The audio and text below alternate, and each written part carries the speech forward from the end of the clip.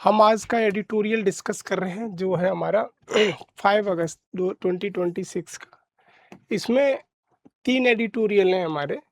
एक तो registration birth and death सर्टि अमेंडमेंट बिल वाला, ये इतना ज़्यादा इम्पोर्टेंट नहीं है लेकिन गवर्नमेंट लेके आई है इसको, तो इसको हम डिस्कस कर रहे हैं। और क्रिटिकल मिनरल का है कि स्ट्रेटजिक पावर में इंडिया के लिए क्रिटिकल मिनरल टेक्नोलॉजी के पॉइंट ऑफ व्यू से और इकोनॉमिक पॉइंट ऑफ व्यू से और national security point of view से कितने ज़्यादा इम्पोर्टेंट है।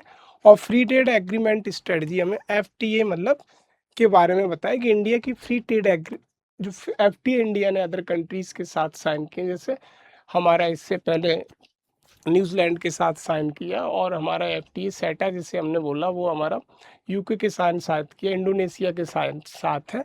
तो वहाँ पे राइटर ये कह रहा है कि जो हमारे एफटीए हैं वो इंडिया के लिए चैलेंजेस बन गए हैं, उनसे कैसे निपटेगा। तो एक एक करके सारे हम समझते हैं।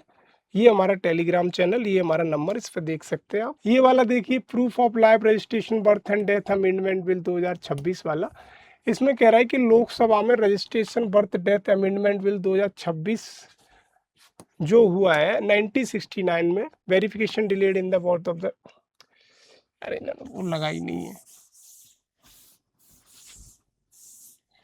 कॉन्टेक्स्ट ऑफ द टॉपिक क्या है कि लोकसभा ने एक अमेंडमेंट लाई है regarding the registration of the birth and death, जिसको हमने बोला registration and birth and death amendment bill 2026, जिसको क्या है 1969 का जो एक्ट है उसको हम अमेंड करेंगे। जिससे क्या है कि जो हमारा डिलेड होता है कि इसमें डेथ और रजिस्ट्रेशन के डेथ और बर्थ रजिस्ट्रेशन में वो रुकेगा। तो ये सीधा सा है कि हमारा जो death and registration amendment bill 2026 है जो अमेंड करेगा हमारा 1969 के एक्ट को। तो इसका मेन पर्पस क्या है कि जो डिले होती है डेथ और रजिस्ट्रेशन में, डेथ और हमारे बर्थ रजिस्ट्रेशन में, वो रुकेगी। यही सारी चीज़ें इस आर्टिकल में कही गई हैं। तो की प्रोविज़न इस बिल के क्या है कि पहली तो ये कि registration delayed up to 2 year. अगर रजिस्ट्रेशन 2 साल तक डिलेड होता है तो इसका क्या है कि डिस्ट्रिक्ट और सब डिस्ट्रिक्ट अथॉरिटी से हमें क्या वेरिफिकेशन लेना पड़ेगा। पहला चीज़ ये, अगर 2 साल से ज़्यादा होता है तो जुडिशियल मजिस्ट्रेट से हमें वेरिफिकेशन करवाना पड़ेगा कि आपका ये व्यक्ति इस एरिया में पैदा हुआ है या डेथ हुआ है। तो यहाँ से इसके ये प्रोविज़न है। ये अभी बिल है, अभी एक्ट नहीं है। तो birth and death certificate continue to serve primary proof of identity का प्राइमरी प्रूफ क्या होगा? स्कूल की एडमिशन की कोई भी मार्कशीट है, कोई भी डॉक्यूमेंट है, वोटर आईडी हो गया, पासपोर्ट, आधार, ड्राइविंग लाइसेंस, गवर्नमेंट रिक्रूटमेंट, कोई भी, ये सारे इसके प्रूफ होंगे हमारे बर्थ एंड डेथ सर्टिफिकेट को बनवाने के लिए। कंसर्न क्या है इसका? एडिशनल जुडिशियल वेरिफिकेशन कैसे, इनके डिले किससे हो जाएगा हमारा? एडिशनल जुडिशियल वेरिफिकेशन में डिले होगा हमारा, लिटिगेशन बहुत ज़्यादा कोर्ट्स में हो जाएंगी, मजिस्ट्रेट के पास जाएंगे, और एडमिनिस्ट्रेटिव बर्डन बहुत ज़्यादा हो जाएगा कि एडमिनिस्ट्रेशन पे बर्डन इतना ज़्यादा हो जाएगा कि अगर मान लीजिए किसी का 2 साल प्लस डिले होता है तो वो एडमिनिस्ट्रेशन पे ही बर्डन पड़ेगा सबसे ज़्यादा। ये सारी चीज़ है। फिर कह रहा है कुड एडवर्सली अफेक्ट, क्या करेगा? रूरल रेसिडेंट, रूरल एरिया में सबसे ज़्यादा लोग हैं, उनका इलिटरेसी ज़्यादा है या दूसरे शब्द अशिक्षित लोग ज़्यादा है, उनको सबसे ज़्यादा कंसर्न है, उनसे ज़्यादा इफेक्ट पड़ेगा इससे। वो ही लेट होंगे 2 साल या 2 साल से ज़्यादा। और जो माइग्रेंट लोग हैं जो माइग्रेट कर गए हैं कहाँ पे, वर्क के लिए महाराष्ट्र और मुंबई इस एरिया में चले गए, उनको इफेक्टेड होगा। और economical weaker section of society इनको होगा, और जिनके पास लैक ऑफ डॉक्यूमेंटेशन है उनको प्रॉब्लम होगा। तो ये सारी चीज़ें इससे है। ये ज़्यादा आर्टिकल उतना ज़्यादा इम्पोर्टेंट नहीं है। अब आते हैं जो क्रिटिकल मिनरल से रिलेटेड आर्टिकल है उसके बारे में हम सोचते हैं। क्रिटिकल मिनरल, एक आर्टिकल द हिंदू में आया था कि critical mineral foundation of the strategic power, कि क्रिटिकल मिनरल क्या है कि स्ट्रेटेजिक पावर का फाउंडेशन है। तो क्रिटिकल मिनरल का सीधा सा मतलब ये हुआ, क्रिटिकल मिनरल का, कि ऐसे मिनरल जो इकोनॉमिक पॉइंट ऑफ व्यू से बहुत ज़्यादा इंपॉर्टेंट है। ये दूसरा आर्टिकल है। प्लस उनकी क्या है कि उनके जो रिसोर्स सप्लाई कम है, लैक ऑफ सप्लाई।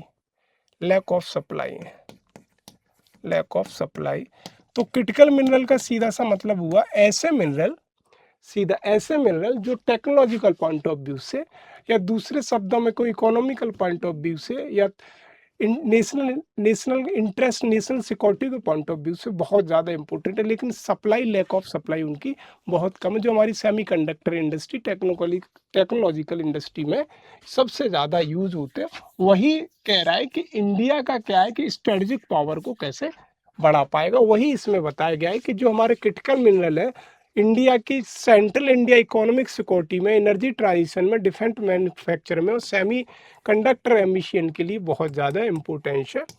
तो क्रिटिकल मिनरल का कंसर्न इस आर्टिकल से हमें पता चल रहा है कि तो क्रिटिकल मिनरल हमने समझा जो हमारी सेमीकंडक्टर इंडस्ट्री के लिए, डिफेंस इंडस्ट्री के लिए, इंडिया की इकोनॉमिकल सिक्योरिटी के लिए बहुत ज़्यादा इम्पोर्टेंट है। वो कौन से हो सकते हैं? Lithium, cobalt, nickel, graphite, copper, rare earth metal, ये सारे क्रिटिकल मिनरल हो सकते हैं। तो इनकी क्या है ना, सप्लाई बहुत कम है, that's why I am calling them critical minerals. ये सप्लाई इनकी बहुत कम है। ये रेयर अर्थ मेटल भी हो सकते हैं। सबसे ज़्यादा क्रिटिकल मिनरल पे सबसे ज़्यादा किसकी पकड़ है? चाइना की और ऑस्ट्रेलिया की, इंडोनेशिया की, इन पे, इनके पास सबसे ज़्यादा क्रिटिकल मिनरल है। तो इंडिया अगर कह सके तो पूरा किस पे? इम्पोर्टेड क्रिटिकल मिनरल पे डिपेंडेंट है। यही आर्टिकल यहाँ से कहने का वो है। तो इनका यूज़ कहाँ होता है क्रिटिकल मिनरल्स का? सबसे बड़ा क्या होता है, जो बैटरीज वाली गाड़ी होती है, इलेक्ट्रिक बैटरीज वाली गाड़ीज होती है, उनमें यूज होता है। सोलर पैनल में सबसे ज़्यादा यूज होता है, विंड टर्बाइन्स में सबसे ज़्यादा यूज होता है, डिफेंस इक्विपमेंट में, इलेक्ट्रॉनिक्स में, सेमीकंडक्टर इंडस्ट्री में, इन एरिया में सबसे ज़्यादा क्रिटिकल मिनरल्स का यूज होता है। तो ये सारी एरिया कौन सी है? टेक्नोलॉजिकल पॉइंट ऑफ व्यू से बहुत ज़्यादा इम्पोर्टेंट एरिया है। तो यही राइटर कहने की बात कर रहा है कि क्रिटिकल मिनरल की इम्पोर्टेंस क्यों है। इलेक्ट्रॉनिक बैटरीज में हो गया हमारा, और सोलर पैनल में, विंड टर्बाइन, डिफेंस में। इसमें मेजर चैलेंजेस क्या है इनके? मेजर चैलेंजेस क्या है कि हमारी सबसे ज़्यादा डिपेंडेंट क्या है? इम्पोर्ट पे, और चाइना डोमिनेट प्रोसेसिंग रिफाइनरीज पे, क्योंकि सबसे ज़्यादा पकड़ किसकी? चाइना, सबसे ज़्यादा एविडेंस किसके पास है? चाइना के पास। और इंडिया का mineral reserve but limited refining capacity है, जिससे हम क्रिटिकल मिनरल नहीं ले पाते हैं।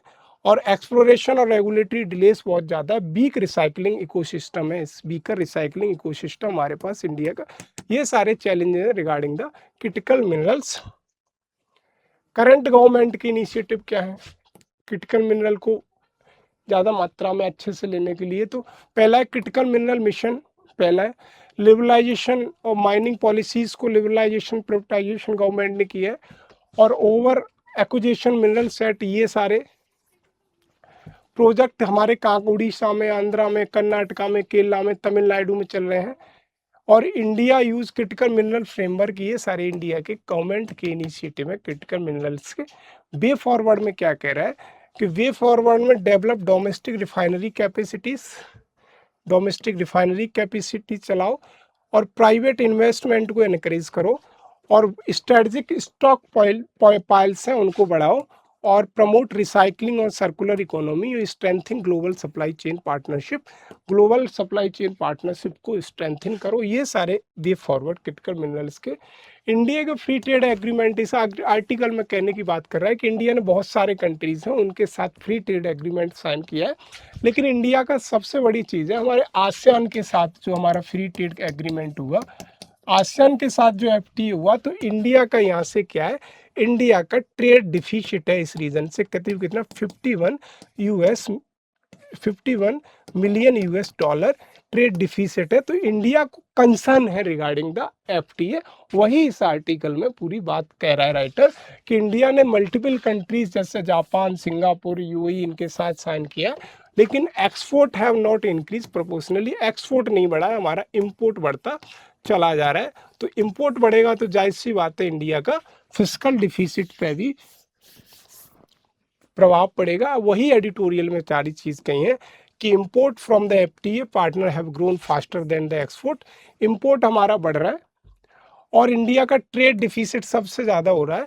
मेजॉरिटी पार्टनर है हमारे कौन से? आसियान कंट्रीज़ के जितने भी मेजॉरिटी पार्टनर हैं उनके साथ, ये सारी चीज़ें हैं। और global value India participation global value chain में रिमेन वीक।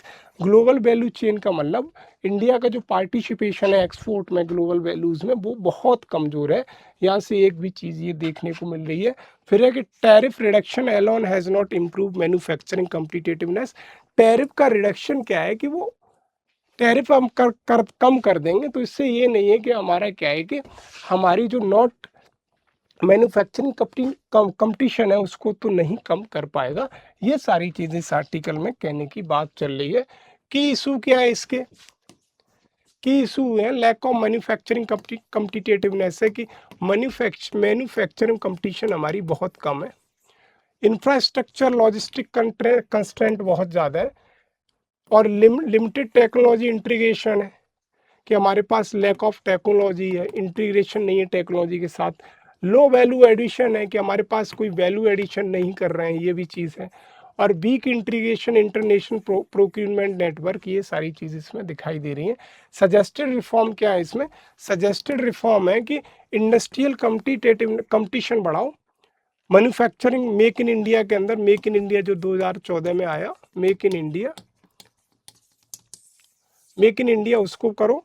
और कह रहा है लॉजिस्टिक एंड इंफ्रास्ट्रक्चर पे काम करो, टेक्नोलॉजी ट्रांसफ़र पे काम करो और इनकी पार्टिसिपेशन ग्लोबल वैल्यू चेन में काम करना चाहिए। एफटीए को negotiation based with other country बनाना चाहिए। ये सारी चीज़ें हमारी क्या है एफटीए। तो वही फिर हमारा कि एफटीए क्या होता है, तो फ्री ट्रेड एग्रीमेंट है जिससे हमारा टैरिफ कस्टम वगैरह वो सब होता है। गुड्स एंड सर्विस को प्रमोट करता है, इंटरनेशनल ट्रेड में इन्वेस्टमेंट होता है। ऑब्जेक्टिव क्या है एफटीए के? बाइलेटरल एंड रीजनल ट्रेड को बढ़ावा देना, एक्सपोर्ट इंपोर्ट को बढ़ावा देना, मार्केट एक्सेस मिलता है एक कंट्रीज को गुड्स एंड सर्विसेज में, और एफडीआई आता है, इकोनॉमिक कॉपरेशन बढ़ता है और हमारा ग्लोबल वैल्यू चेन भी बढ़ता है। ये सारे एफटीए के वो है।